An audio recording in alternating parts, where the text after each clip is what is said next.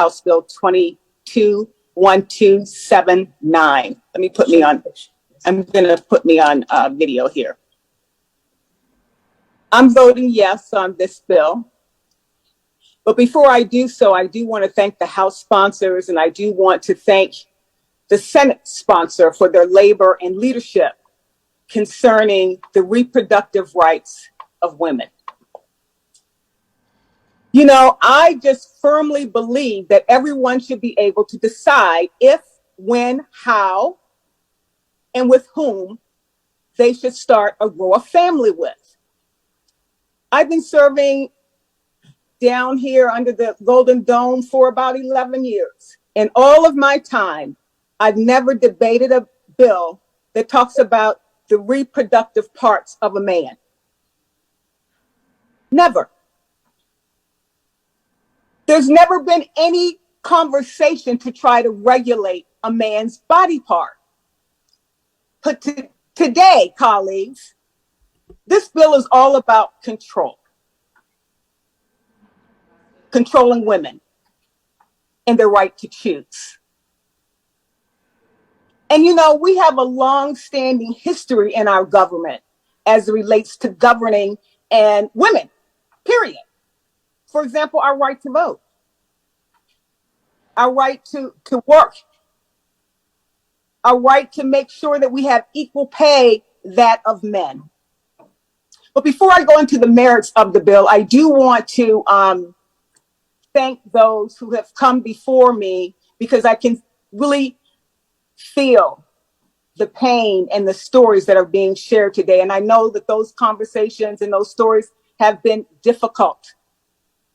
But I can tell you this conversation is very important for us to have. And all of us are expressing a very vulnerable side of ourselves as we look into this debate. But at the end of the day, we want to do what we all believe is best for the people of Colorado. So in my observation, I can tell that this conversation thus far has been very emotional. It's been very difficult. And I can tell you why it's been difficult, because it's rooted in our beliefs. It's rooted in our belief in reference to what we believe is life and death. And it's really simple.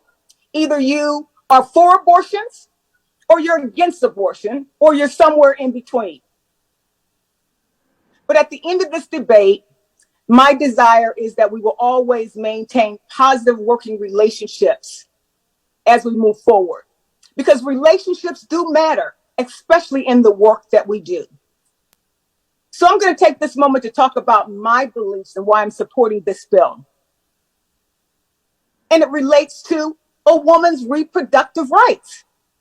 But my tone will always be respectful, and will always have a tone of humanity.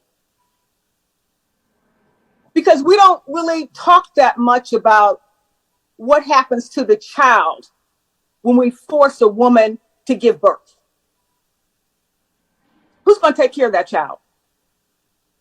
Is the church going to take care of it? Are lawmakers going to take care of that child? Will that child have access to health care?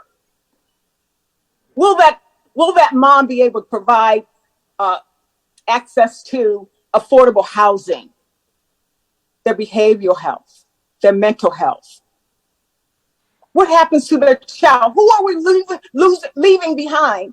Who are we leaving behind when we force a woman to give birth? Now is the time for our government to get their knees off of my body. It's time for the government to keep their foot off of my ovaries. Now, under this dome, we talk all the time about unfunded mandates and local control rules. And here we are today telling women and telling girls that they cannot seek their own reproductive destiny, that that's controlled by the government. That's not right. The government has no legitimate role that forces someone into manhood, motherhood, or manhood before they're ready.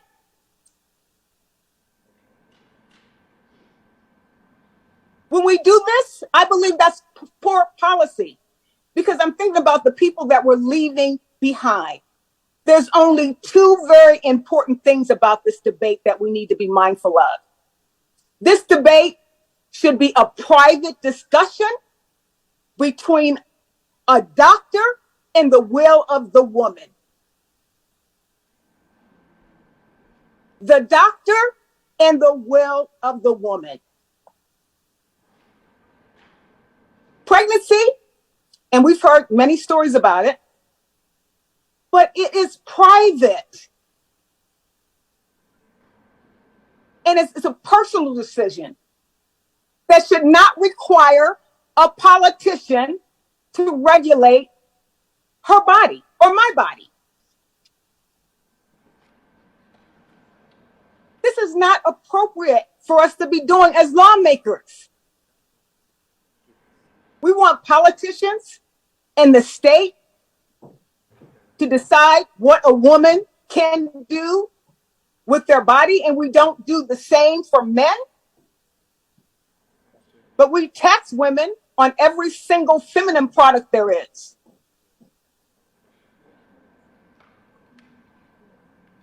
When I think about unplanned and forced pregnancies, we're pushing women into a cycle of poverty.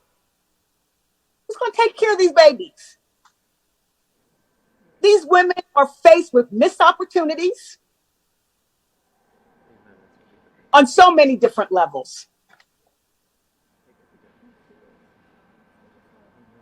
And I'm being really frank and honest with you guys today because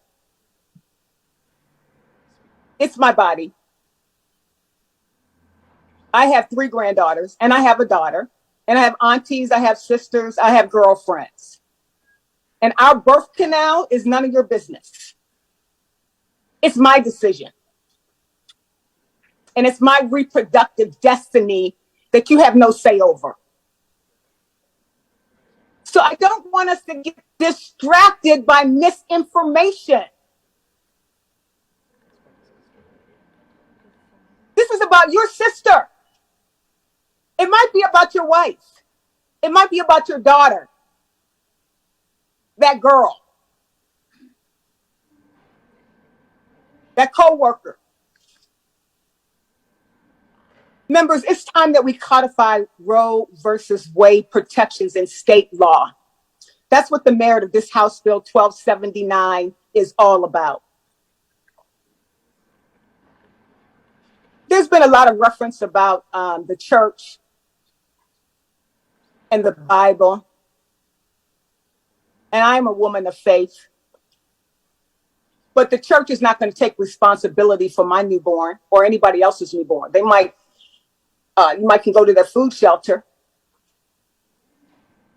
But the government won't even guarantee equal pay. But yet you want to control my fallopian tubes.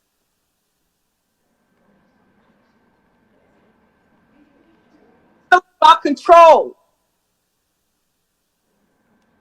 over some and not of others. Talk about the lack of equity.